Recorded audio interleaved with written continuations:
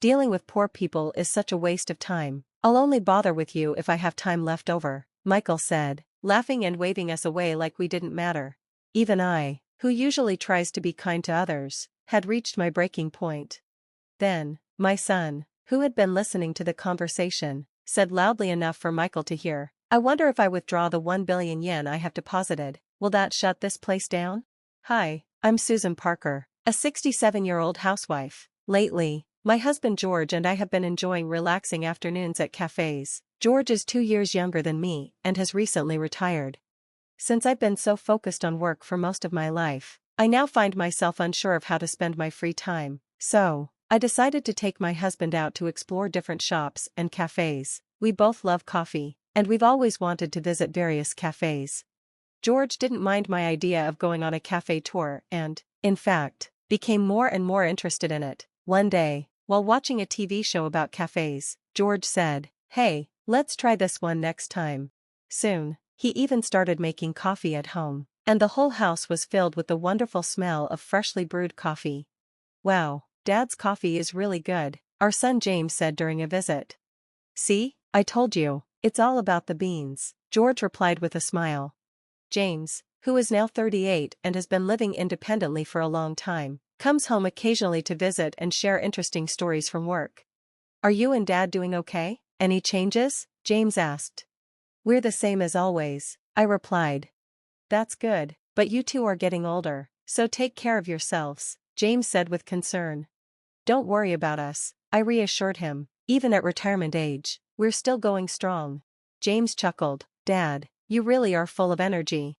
Spending these peaceful, carefree moments with my husband and son makes me incredibly happy." Looking back, George and I rarely ever argued, and I don't think James went through a rebellious phase. George and I first met during our college days. We were in the same department and saw each other in class often. Eventually, George asked me out, and we started dating. Being with him always made me feel calm and happy.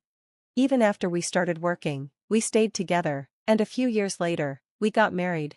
Our married life was full of happiness. For the first few years after we got married, we worried we might not be able to have children. But then, our son was born. He was so adorable, like a little angel. I still remember how happy my husband was when he held our baby for the first time.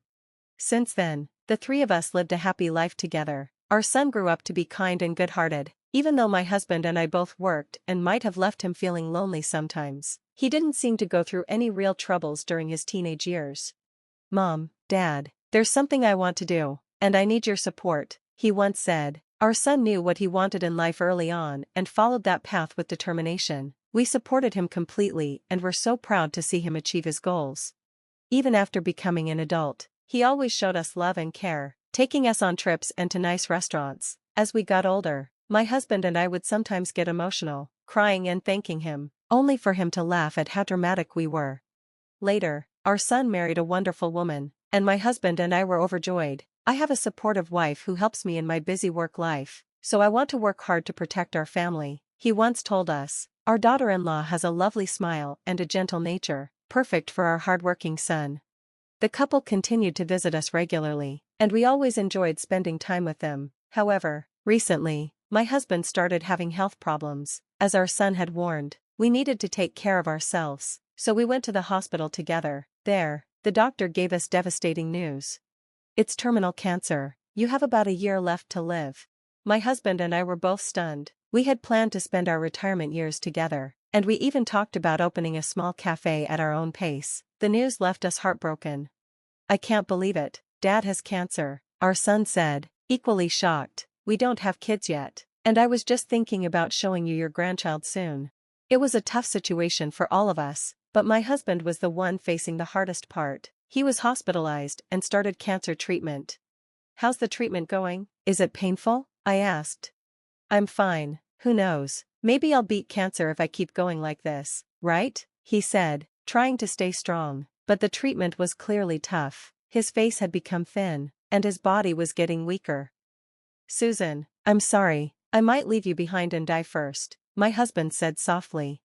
"What are you talking about? You still have more than half a year left. According to the doctor, you never know, you might live even longer. We just have to stay positive and keep hoping," I replied, trying to reassure him.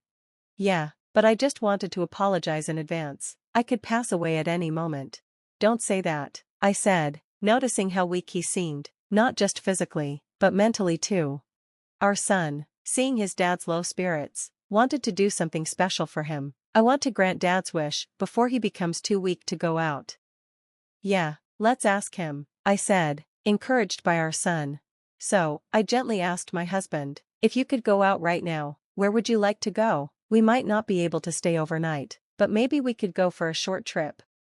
Oh, I know, he said, there's a hot spring a few hours away by car. A hot spring? I asked. Yeah, and there's a cafe nearby that serves delicious coffee. I couldn't help but smile. My husband always loved coffee and cafes. Let's go to the hot spring and have some of that delicious coffee. Hearing that, my husband looked genuinely happy. I hope the doctor will give us permission, he said with a hopeful smile. Later, I spoke to the doctor, and fortunately, he agreed, saying my husband's condition was stable enough for a short outing. So, we went on a family trip, the first one in a long time. It was only a day trip, but it felt wonderful to go out together as a family. Our son drove, and the four of us, my husband, our son, his wife, and I, headed to the hot spring and cafe. The large outdoor bath at the hot spring had a breathtaking view, and the weather was perfect. It was an incredible experience for all of us. At the cafe, we heard the men's bath had an amazing view as well, and the hot spring itself was a wonderful place to relax. We finally had the coffee we'd been looking forward to, and it was so delicious that it touched our hearts. I'm glad we could enjoy this delicious coffee together. Thank you so much. I'll keep doing my best with the treatment, my husband said to us with a gentle smile. Even though we waited and waited, there was no sign of anyone calling us. Before we knew it, 3 hours had passed. People who arrived later than us were being served, and we found it strange. That bank clerk, Michael, was helping other customers like he had completely forgotten about us. I felt I had to say something, so as soon as Michael finished with a customer, I quickly went over to him. Excuse me, we've been waiting for a long time. When can we have the meeting about the loan? I asked. Michael looked at me with annoyance. Are you still here? Huh? What do you mean? I was confused.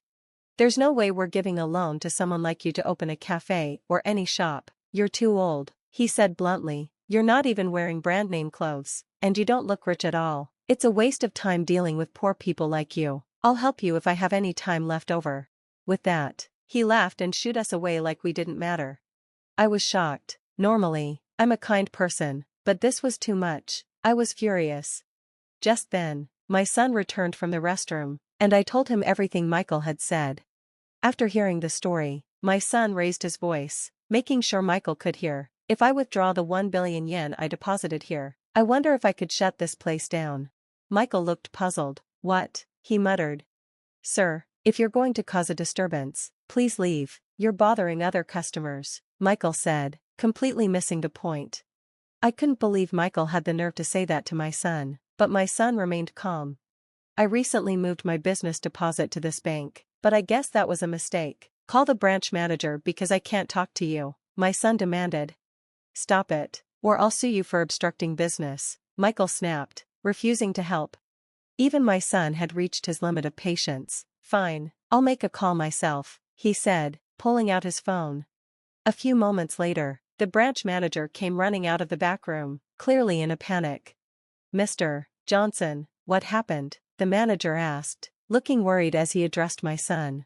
Michael's eyes widened in surprise when he realized what was happening. Branch manager, what's going on with this bank? This is Michael Clark. He made my mother wait over 3 hours, called her a poor person, and tried to send her away, my son said firmly. What, Michael, what the hell are you doing? The branch manager asked, clearly upset. Mr. Johnson, could you please come to the reception room? I want to apologize, Michael stammered. We decided to follow the branch manager to avoid disturbing the other customers further. Once we reached the reception room, the branch manager bowed deeply and apologized.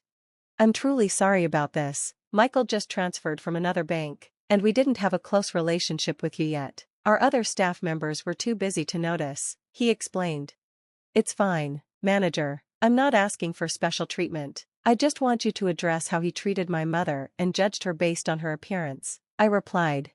Of course, the branch manager said.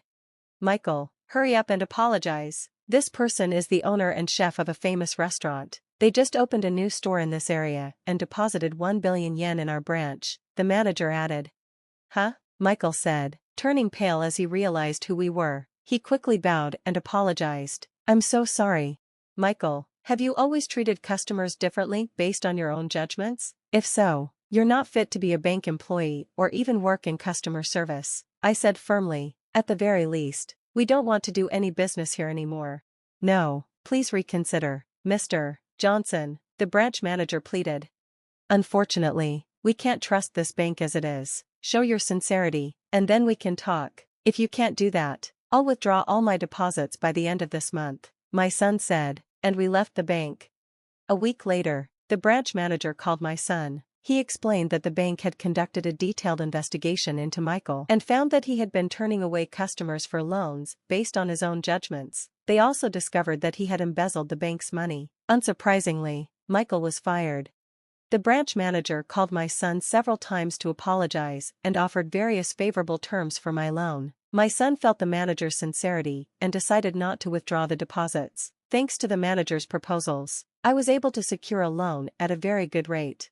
With everything in place, I was finally able to open my cafe. Initially, I had planned to start a coffee shop, but since my daughter-in-law had a nutritionist certification, we decided to open a cafe with healthy and nutritious menu options. We also carried my husband's passion for coffee and served delicious brews. My son supported the cafe from behind the scenes, helping me stock up on famous coffee beans. The cafe thrived and became popular among female customers for its delicious coffee and food. I don't know how much longer I can work, but I will do my best to run the cafe for my husband's sake as well. Narrator's thoughts. Bank employees like Michael still exist nowadays, and it's frustrating to see someone change their attitude based on a customer's appearance. There is no forgiveness for embezzling money. I'm glad the protagonist was able to open the cafe safely. I think my son is very cool for standing up for his mother. Please continue living a fulfilling life while working hard at the cafe and maintaining good family relationships. Thank you for watching until the end. If you enjoyed this, please subscribe to the channel. See you in the next video.